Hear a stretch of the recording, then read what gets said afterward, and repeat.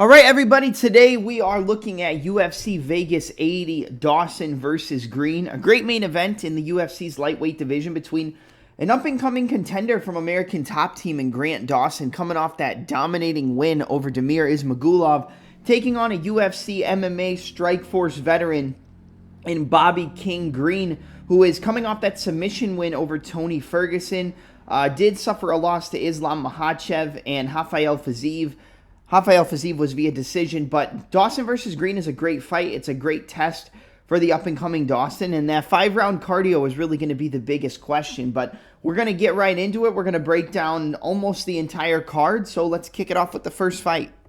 All right, Montana De La Rosa versus J.J. Aldrich. I'm going to be honest, I didn't watch a whole lot of tape on this card, so you don't have to agree with the statements that I'm making and, my analysis on each of these fights, but from what I see, I just have a lot more faith in Montana De La Rosa than I do in J.J. Aldrich. I feel like J.J. Aldrich, she wins the fights that she's not supposed to win, and then she loses the fights that people are expecting her to kind of dominate in. And I think that's a fighter that if you're betting on, you wouldn't want to back her unless she was a massive underdog.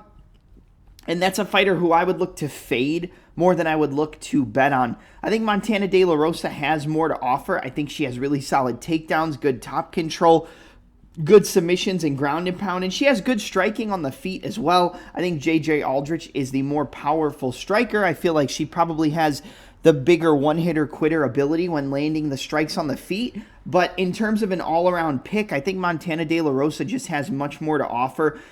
Good striking, good grappling, good top control, really solid submissions. I think, if anything, she probably finds the back of J.J. Aldrich and locks up a rear naked choke.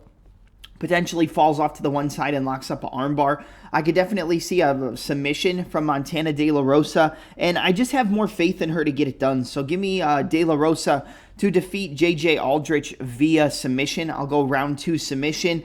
It's not like a super confident play, but I would be much more confident in picking the side of De La Rosa at this point in each of their careers than I would be in J.J. Aldrich, who did find herself in really compromising positions against Liang Na, which is a fighter who she should have kind of just walked through. And yes, she did eventually TKO her. She got her out of there, but it was a lot closer than it should have been, and I think that's the story of Aldrich's career. So in that case, I would take Montana De La Rosa because I feel like she has more to offer. She has a more well-rounded game, and I think she has a much, much bigger advantage when the fight does hit the mat, as long as she doesn't get caught with a big shot from JJ on the feet. But I think she's defensively responsible enough to avoid most of that and kind of pick her shots well and eventually get it to the floor where she will take the neck of JJ Aldrich. So give me Montana De La Rosa, second round rear naked choke.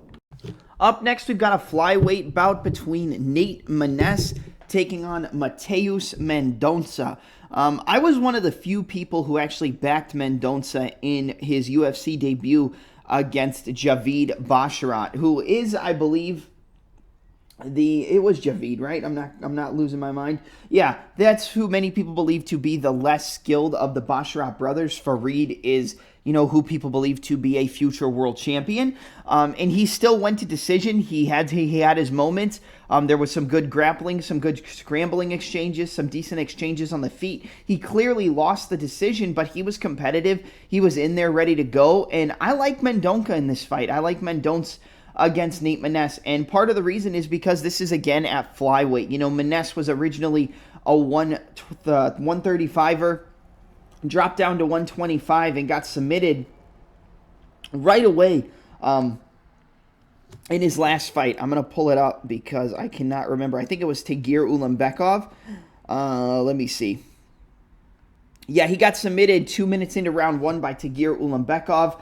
Did go to decision with Umar Nurmagomedov, so he is a tough fighter. He's a guy who can stay in the fight. He's a guy who is defensively responsible on the mat, even against one of the best grapplers in the division in Umar. Even though he's more of a striker, he does have really solid grappling, but he mainly likes to keep it on the feet. He was able to survive and, stay patient.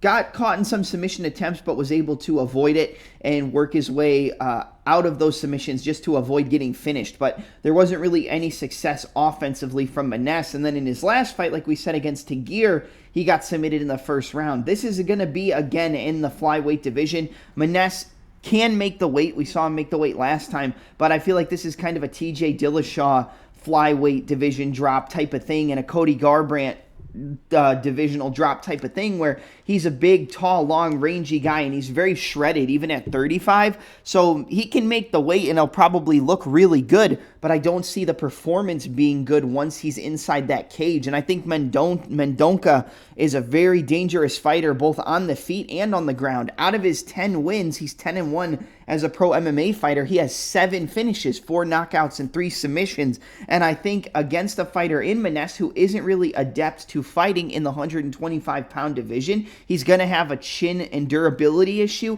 And against a guy who hits as hard, who is as explosive as Mendonca, who moves in and out of range very well, and also can grapple if Maness does decide to try to counter with some takedown attempts, I think this is a Mendonca spot all day. Maness does have decent straight punches. He's got long, rangy strikes. He's got good technical boxing and decent kicking, but a lot of his success would come from his hands. There's always that possibility he can crack Mendonca on the chin, but I don't see it happening based on the fact that he was able to survive in his UFC debut and make it, very competitive on short notice against a Basharat brother, and that performance on the Contender Series was great as well. Really solid boxing combinations, good kicks, good in and out movement. He is a shoot-the-box guy, which means that he will thrive under, the forward pressure, the light on the front foot, just getting in each other's face and going to war. Aside from Maness being able to catch Mendonca on a counter, I think Mendonca wins this fight. I've said Mendonca and Mendonca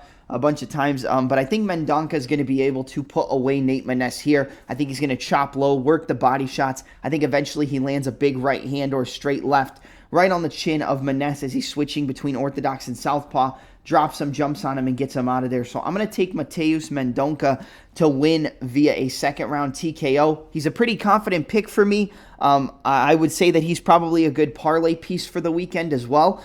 So yeah, I like Mendonca. So give me Mendonca second-round TKO over Nate Maness.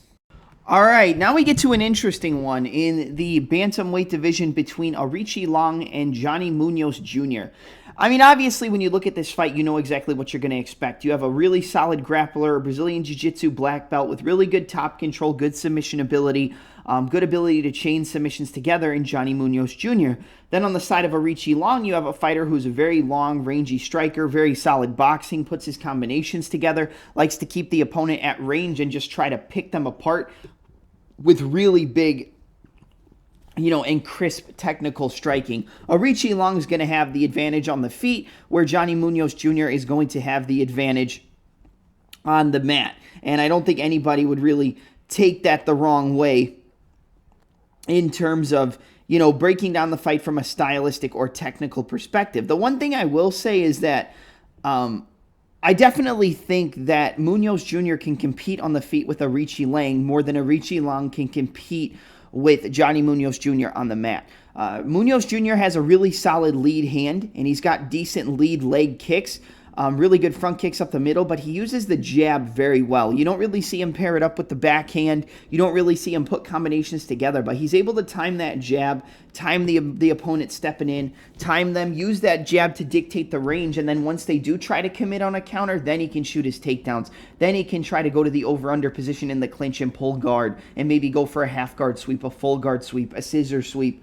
Then that's the type of fighter that he is. But Arichi Long is going to get in your face and try to knock you out. I don't think anybody would discredit that. But the thing is, Arichi Long is coming off of a knockout loss in his last fight to Ayman Zahabi, 1 minute and 4 seconds into round 1. He got caught with a big left hook on the counter, dropped and knocked unconscious. Johnny Munoz Jr. is coming off a loss as well to Daniel Willie Cat Santos. Now, he didn't get knocked out, but he got dominated. I mean, it was a clear 3-0. Munoz Jr. didn't have anything for him on the feet, and then he just kept trying to pull guard, kept trying to kind of hold him in positions. And yeah, he did threaten with submissions off of his back, but he just couldn't really throw up anything against Santos. I think it's a different story here with Arichi Long. On the feet, Arichi Long is going to be able to crack a guy like Munoz Jr., but since he's probably going to be so worried about the takedowns, the wrestling, the guard pulling, and the jiu-jitsu and submission ability of Johnny Munoz Jr., is that going to make him gun-shy and make Johnny Munoz Jr. striking better than it originally would have Ben, will it have more success because he's going to be gun shy, worried about the takedowns? I think that is something you have to look at here, because I think if Munoz Jr. takes Arichi Long down to the floor, I think it's a wrap. I don't think Munoz Jr. needs much time to, get through his guard, pass into side control, pass into the full mount, take the back, put the body triangle in, flatten the opponent out, ground and pound, and look for a sub. I think it's Johnny Munoz Jr. by submission or Arichi Long by knockout, because there is that possibility, like we said,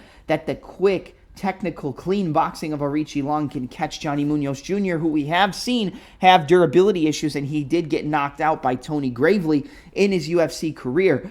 And it was a pretty vicious knockout. So, Munoz Jr. doesn't have the best chin. Arichi Long doesn't have the best jiu-jitsu. I'm picking Johnny Munoz Jr. to be able to take the fight into his wheelhouse, slip a strike or shoot in on a straight punch, cut the corner, get the takedown, take the back, and eventually lock up a rear naked choke.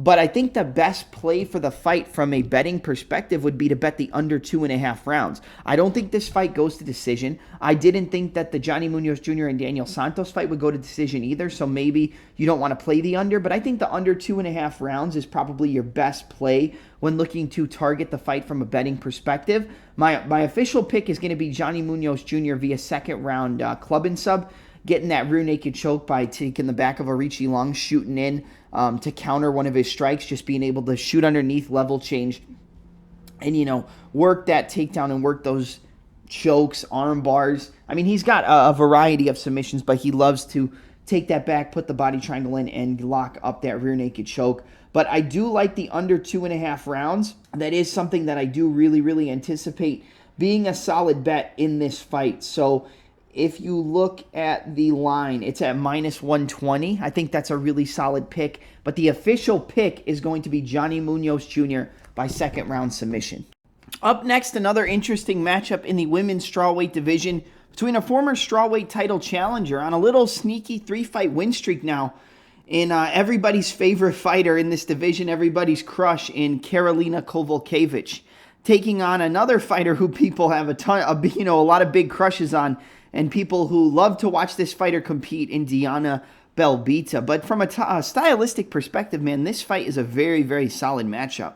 Karolina Kowalkiewicz is a fighter who I've faded the last few times that she's competed, and I've bet against her and I've lost, and I've not bet against her and just picked against her and I've been wrong. She seems to have, shored up some of her technical inefficiencies in terms of her defense. She leaves herself open, or used to leave herself open, for a lot of shots. She doesn't get hit as much as she used to, and she's been able to kind of dictate fights, outstrike opponents. Her grappling has gotten better, but it's a case of how long is that going to last before she eventually starts to fall off again and starts to rack up those losses. Karolina Kowalkiewicz fought Joanna Jędrzejczyk at the first UFC event in Madison Square Garden at UFC 205. We're about to be at UFC 300. I mean, Kowalkiewicz has wins over the likes of Rosa Namajunas. I mean, she's beaten a lot of really, really tough competitors.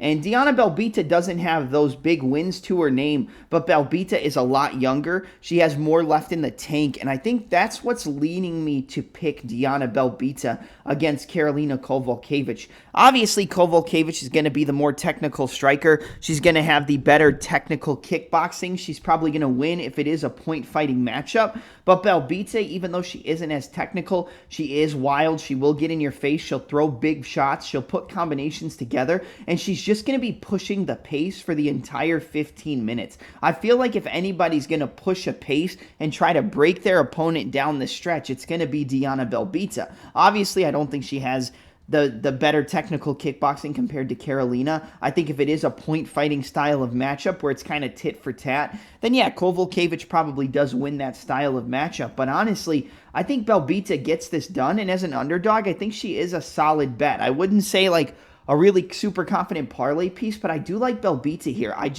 Even though she lacks in technical skill, she's going to be pushing forward. She has power in her strikes. She doesn't stop moving forward from the start of the fight until the end. She's going to have that volume. She's going to have that pressure. She's going to look for the clinch. She's going to look for the takedown. She's going to look to get in your face. And yeah, she might get countered here or there, but I just have more faith in Belbita to be able to hold up her cardio, her pace, and her power throughout the 15 minutes than I do Carolina. Even though Carolina is more experienced in the UFC, even though she is a veteran, that eventually stops. Eventually these young guns can start to take over and kind of set you back in your paces. And I think that's what we have here with Diana Belbita. So I actually think Diana Belbita is going to be able to find a submission against Karolina Kowalkiewicz. It's either going to be a ground and pound TKO or a submission. I think eventually she's just going to put that pace and pressure on her, put, multiple shot combinations with the boxing. She's going to get her up against the cage. She's going to get a takedown, get to the top position, and ground and pound Karolina until she gives up her neck.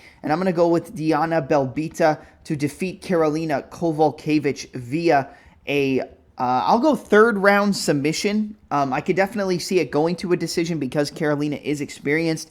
Like I said, if it is a point fighting style of matchup, then I do favor Karolina to win that just because she has more experience in the kickboxing realm and she is a more technical and cleaner striker than Belbita. But something's telling me to take Belbita here. I think she's going to push forward. I think she's got big power. I think she's going to put that pace and pressure, land those combinations, and be able to break Karolina by continuously pushing her back throughout the 15-minute bout. So give me Diana Belbita to defeat Karolina Kowalkiewicz via a third round. I'll go arm triangle choke submission. All right, up next in the light heavyweight division, you have a battle between Felipe Lins and Ion Cutelaba. I'm going to keep this short and sweet. I have a lot more faith in Felipe Lins, especially as an underdog, to defeat Cutelaba than I do Cutelaba to defeat anybody at this point, including Felipe Lins. I know Felipe Lins has a knockout win over Ovince St. Preux. I believe he was an underdog in that spot as well, which I don't know why anybody would be an underdog against OSP at this point. He's pretty much a walking punching bag, and I'm not trying to be disrespectful, but that's just, how it goes when you get into the tail end of your career if you don't know when to call it.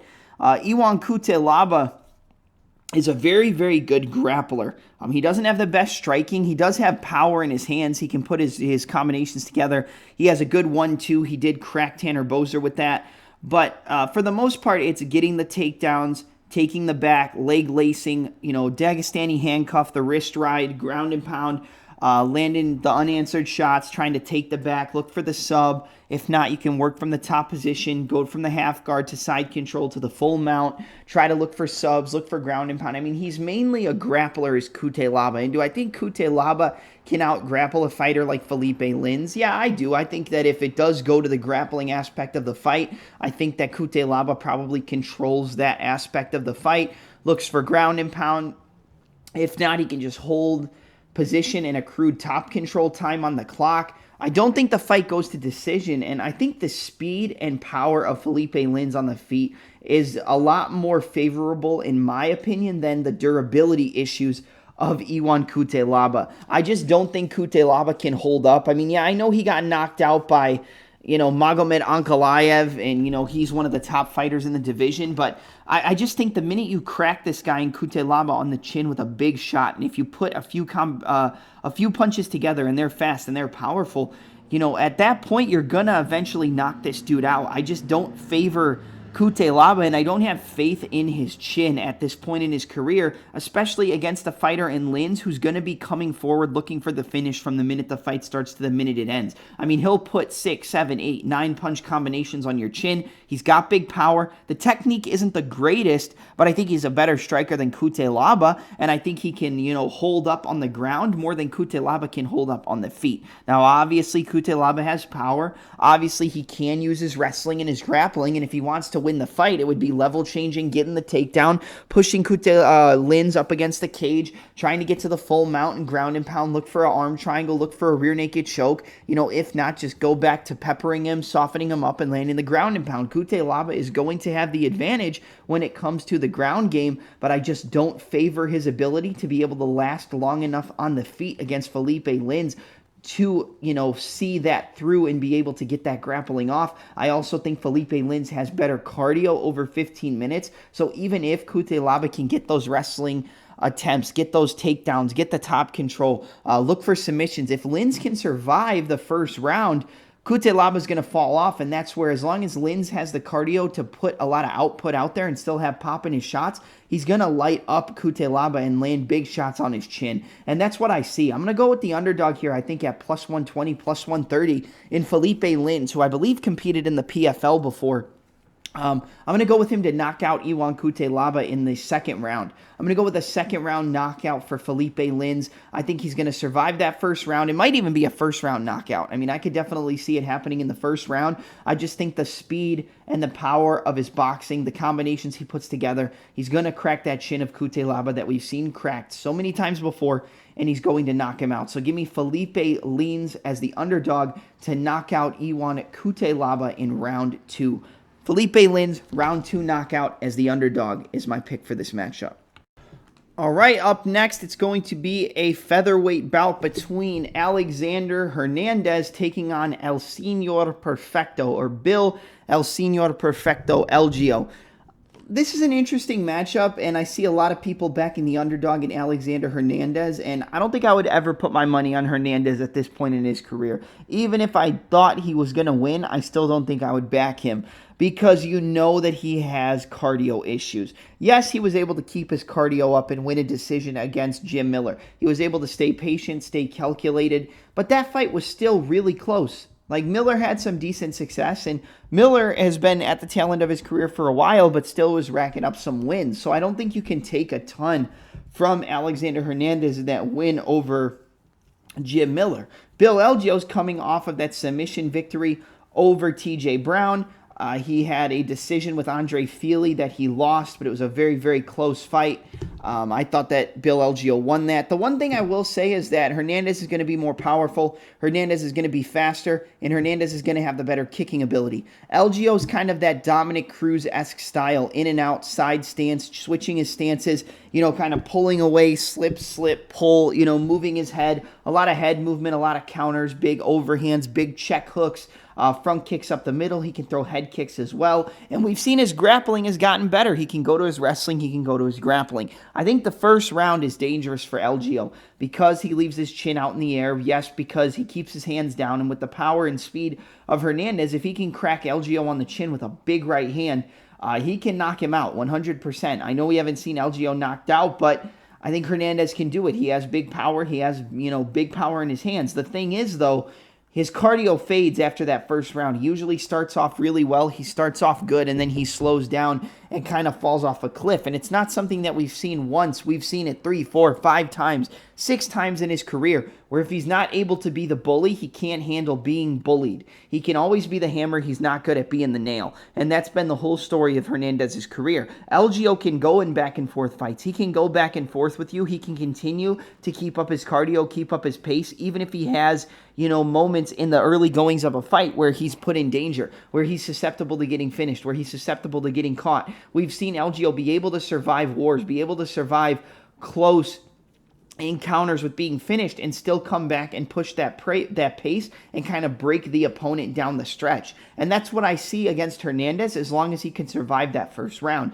Bill LGO does have power. He's very awkward. His punches are hard to see. His footwork, his movement, he's very dynamic. It's hard to see what he's trying to set up, whether it's head kicks, whether it's 1-2s, whether it's hooks, whether it's uppercuts, whether it's his jab. It's very hard to find the openings when it looks like he's such a hittable target for most of his opponents. He did have susceptibility against head kicks against Andre Fili, and that is something that I think we're going to see Hernandez try to employ in this fight. He's very good at setting up that right low kick. He uses his calf kicks very well, can set it up behind his punches and things like that, but I think we're going to see him try to cut off LGO and then set him up to circle him into some head kicks. And Hernandez is powerful, so that is something that I could see. But I think Hernandez is going to have a good first round, but towards the end of that first round, that's when Hernandez is going to slow down and LGO is going to start to pick up that pace. He's going to start to put the pressure on him, start to back up Hernandez, and that's when Hernandez is going to start to break. Going into the second round, I think Hernandez is going to start getting clipped. He's going to start getting caught with the combinations.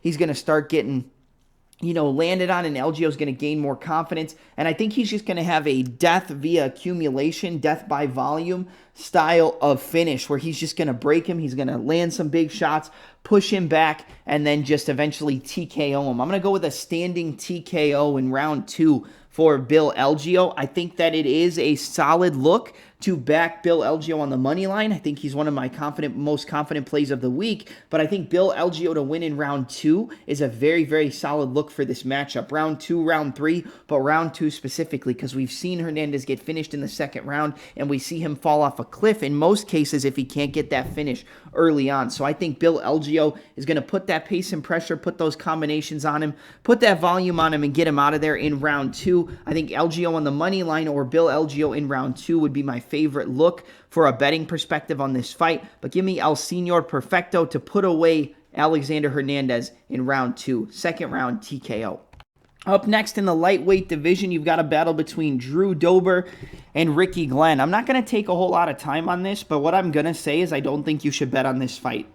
Anyway, I don't think I would be faithful enough, or not faithful enough, but I don't think I would be confident enough to take Ricky Glenn as an underdog against a guy in Drew Dober who's fought, really high-level competition, as Ricky Glenn, but, Dober's had better performances. But at the same time, you have to think Ricky Glenn did go to a decision or a draw with a fighter in Grant Dawson who's in the main event on this card. So if he could make it through a decision and scramble back and forth with him, will his grappling and wrestling be able to give Drew Dober a lot of problems? You do have to look at that when breaking the fight down. But if the fight stays on the feet, even though Dober did just get knocked out by the steamroller Matt the Steamroller Frivola, I still think he's durable enough to last in a striking matchup against Ricky Glenn. And I don't think Ricky Glenn is durable enough when he got knocked out in the first round by Christos Giagos, who really hasn't knocked out anybody in his UFC career. So I think Drew Dober is the side in this matchup all day. I think I would not back him because he is coming off a knockout loss, as is Ricky Glenn, but I have more faith in Dober. He's really technical, very solid Thai boxing, good body kicks from the southpaw stance, good inside low kicks, head kicks, straight left hands, right hooks, good uppercuts. He has a very good ability to circle off to that rear side, expose the angle over the top of the lead hand of the opponent, and fire off that straight left hand. I think he's going to be able to slip, use his footwork, get that outside foot, and crack Ricky Glenn on the chin in the first round with the straight left hand, drop him, and get him out of there. I really just think Dober's going to walk through Ricky Glenn in this matchup. I'm not super confident in betting. I wouldn't be confident in betting it from either side. I would say if you are going to bet it, probably take the under 2.5 rounds. That would be my favorite lean. But I'm going to take Drew Dober via first round knockout over Ricky Glenn. I think he's just going to walk him down, find the chin, land a big counter, and knock him out. So Drew Dober round 1 knockout. Favorite bet, probably the under 2.5.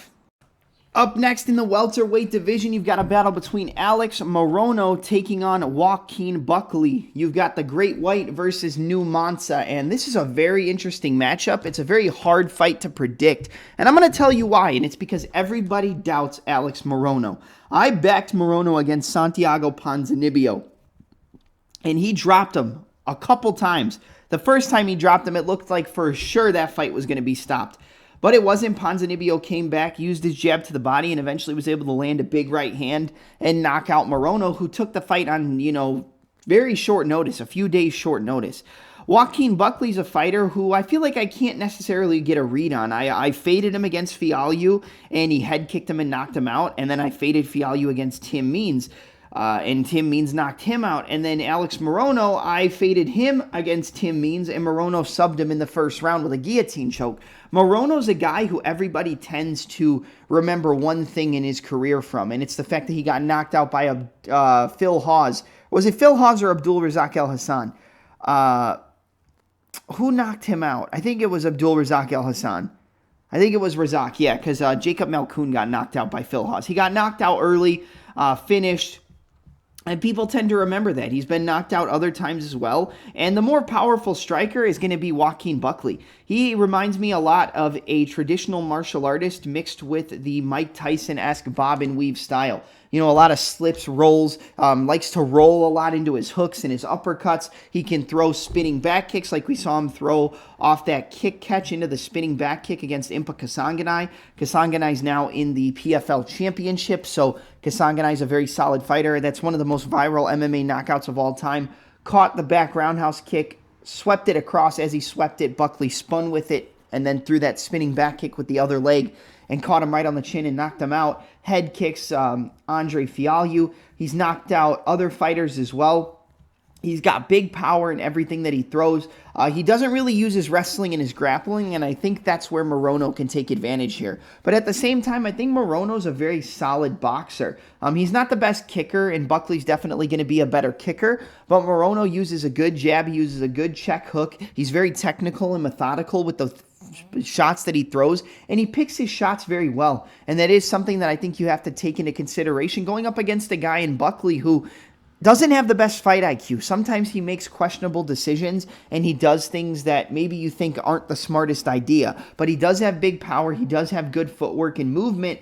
But sometimes he just gets himself into situations that he probably shouldn't. Yes, he 100% can knock out Alex Morono. He can catch him on the feet. He can knock him out. He's got the power to do so. We've seen Morono get finished before. But if he doesn't knock him out, I think Morono wins this fight. I think Morono can outbox Joaquin Buckley. I think he can catch him stepping in with his jab. He uses good footwork, good lateral movement. He's got a good check hook. He uses a good right hand as well, decent kicks.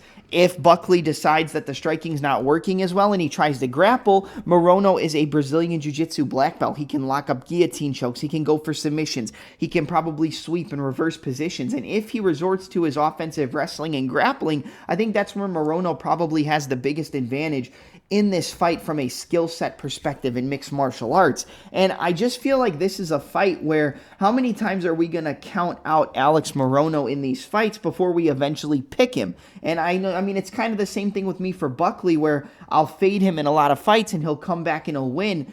And I think this is a tough fight to pick. I think it's a coin flip, but I'm actually going to go with the underdog in Alex Morono here. I think he's just a little bit more technical. I feel like he makes better decisions. And yes, Buckley's has more power. He's more susceptible to knocking out Morono, but at the same time, I think Morono can kind of pick him apart as long as he can just stay patient, stay methodical, and use that lead hand, use that jab, use the jab to the check hook, and use the footwork and the little pivots and lateral movement to be able to kind of walk Buckley into shots and catch him as he explodes and loads up with those big hooks off the roll, big uppercuts, big overhands, and things like that. And if he can use his wrestling and his grappling, he's going to have a big advantage there against Buckley. So I'm going to take Alex Morono, and I'm going to take him by a third round TKO. I think he is going to be able to eventually land the better, cleaner, more technical strikes against the wild, looping heavy puncher in Joaquin Buckley. They say straight punches beat looping punches, and I think that's what we're going to see here.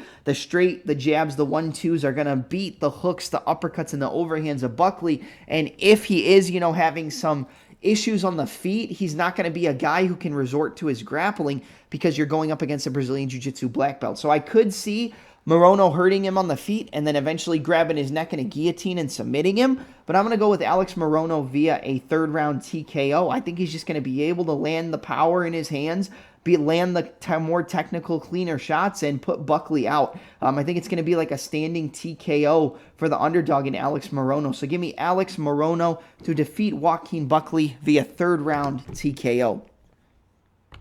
All right, middleweight division, Joe Pyfer and Abdul Razak Alhassan. It's going to be another short breakdown. I just see Joe Pyfer knocking this dude out. I mean, Abdul Razak Alhassan does have knockout power. He did knock out Claudio Ribeiro in his last fight, and that is somebody that I faded Abdul against, and he was able to knock him out. And then from then on, I had faded Claudio Ribeiro every time out, except for one. I think I picked him against Joseph Holmes, and it seemed to be right every single time. But Joe Pyfer's good. I don't think he's as good as people think that he is. But I do think that the one area he probably could win this fight is if he drops Razak Alhassan. He can take his back and go for a rear naked choke. I know he doesn't use his grappling in the UFC. He's very light on his feet, in and out, using lateral movement.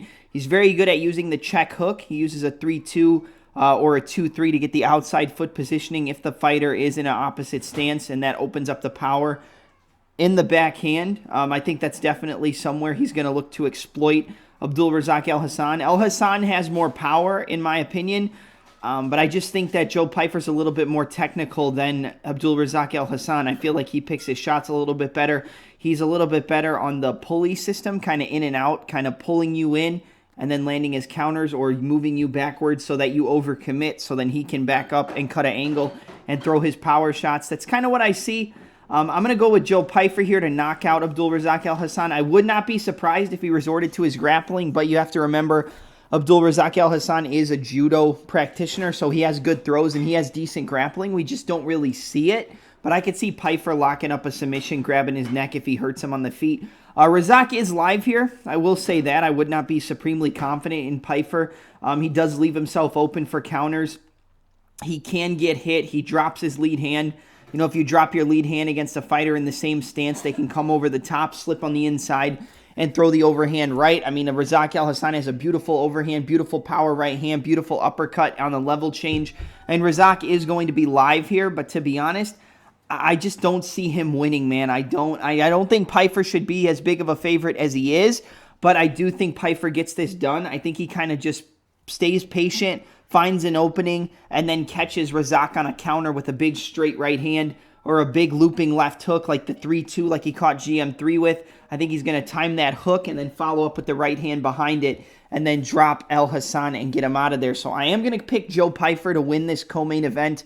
I would not bet him at like minus 400, minus 500. I think that that's ludicrous, especially against a puncher and a fighter who has the one-hitter knockout power like Abdulrazak Alhassan. But I am going to pick Joe Pyfer. Give me body bags to win via first-round knockout. I think this fight ends in the first round. It could potentially go to the second. I do not think this fight makes it to the distance, though. I don't see it going 3. I could see it going into the midpoint of the second round. I don't see it going past that, though. But I'm going to take Joe Pyfer to find the home for the right hand in round 1. So Joe Pyfer, round 1 knockout. Not a good betting pick, in my opinion. I do see some value in Razak, but I just have a little bit more faith in the technical ability of Pyfer when it comes to his footwork and kind of setting up his shots. But he does leave himself open, and I could see Razak catching him with a big shot and knocking him out. So I'm going to take Joe Pyfer, round 1 knockout, but again, not supremely confident in that pick by any means. And now we're at the main event of the evening in the lightweight division between the up-and-coming 21-1 Grant Dawson, 20 wins, 1 loss, 1 draw, going up against the veteran in his own right, former Strikeforce veteran, UFC veteran, in Bobby King Green, coming back with a record of 35-14, I believe, 35-14-1, somewhere around there. I like this fight, but I kind of see this fight being one-way traffic. The one thing I will say is that the 3rd, 4th, and 5th rounds are places where I would favor Bobby King Green, because if he's able to survive the wrestling, the takedowns, the Dagestani wrist rides, the triangle leg mounts, the pressure, the changing of positions to the body triangle, and the flowy grappling and dominant controlling positions of Grant Dawson, I think if he can survive it for 2 or 3 rounds, that's when he's probably going to slow Dawson down. And I will say that Bobby Green is the much better striker on the feet. Grant Dawson isn't terrible. He throws good hooks, good power backhand, but it's kind of just stiff, loopy, and they're very, very telegraphed. And against a fighter like Bobby Green, he will get picked apart if this is a striking matchup. If this is a striking match, Bobby Green will box Grant Dawson's face off, but I don't think that's what we're going to see here.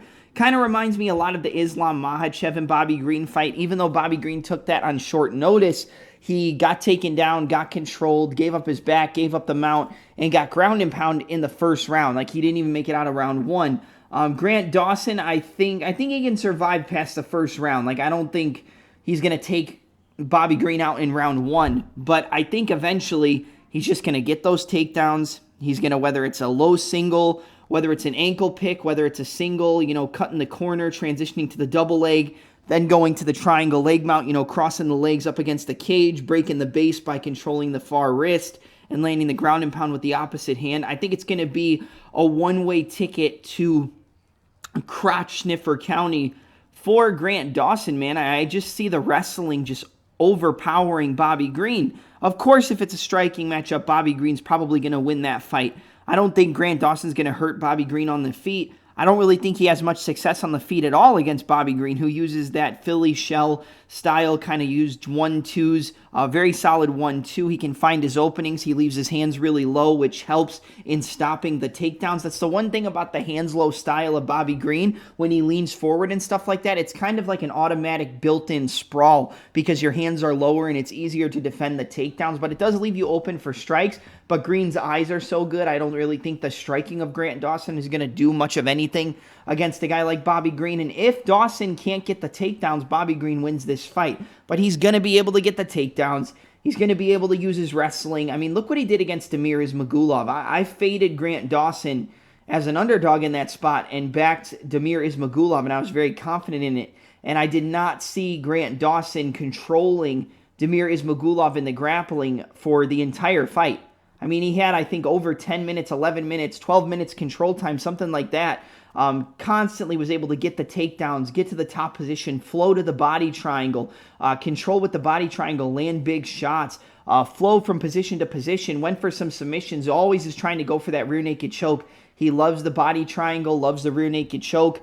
That's what I kind of see him doing here against Bobby Green. Now, Bobby Green has wrestling in his own right, but you don't really see him use it offensively. The one time we did see him use it offensively, it worked pretty well, and that was against Alan Patrick. We saw him use takedowns, inside and outside trips, double legs, body locks, and his wrestling looked very good, but we don't really see him use it in an offensive manner, and I don't think he's going to be using it offensively against a wrestling phenom like American Top Team's Grant Dawson, and he is going to be there for the takedown. He is going to get taken down, and I kind of just see a finish with ground and pound or a submission from Grant Dawson in this spot. I love Bobby Green, but I'm not going to do what I did against Islam. I mean, I picked Bobby Green against Makhachev on short notice, and I felt like an idiot, and I don't want to do that to myself again. Like, I picked Bobby Green over Tony Ferguson, and, he got dropped, but he did submit Tony Ferguson, which shows that he does have good jiu-jitsu, but Tony Ferguson doesn't have the best defensive jiu-jitsu. His is more offensive and using it off of the snap-down city sprawls and Darce chokes and the front choke series that Tony Ferguson does. So you do have to look at the type of opponents that we see Green showcase this jiu-jitsu against, and I don't think that he's a match for Grant Dawson once this fight hits the mat. Obviously, if he can keep it up, he's got great technical boxing, snappy punches, good counters, Philly shell, good defense. I don't think Grant Dawson's even really going to try to strike unless it's a feint to set up the level change, set up the ankle pick, and work the takedowns. I'm going to go with a second round submission via rear naked choke for Grant Dawson. I like Bobby Green. I would love to see him win this fight, but I just don't think it's in the cards. I think the takedowns, the top pressure, the control, the body triangle, he's going to eventually take the back of Bobby Green and get this done via second round rear naked choke. So give me Grant Dawson to defeat Bobby King Green via second round rear naked choke. Betting wise, I think Dawson on the money line is a good parlay piece, but I would look at Grant Dawson inside the distance or the under 4.5 rounds in this fight. But yeah, the pick is going to be Dawson to get another impressive win and submit Bobby Green with that rear naked choke.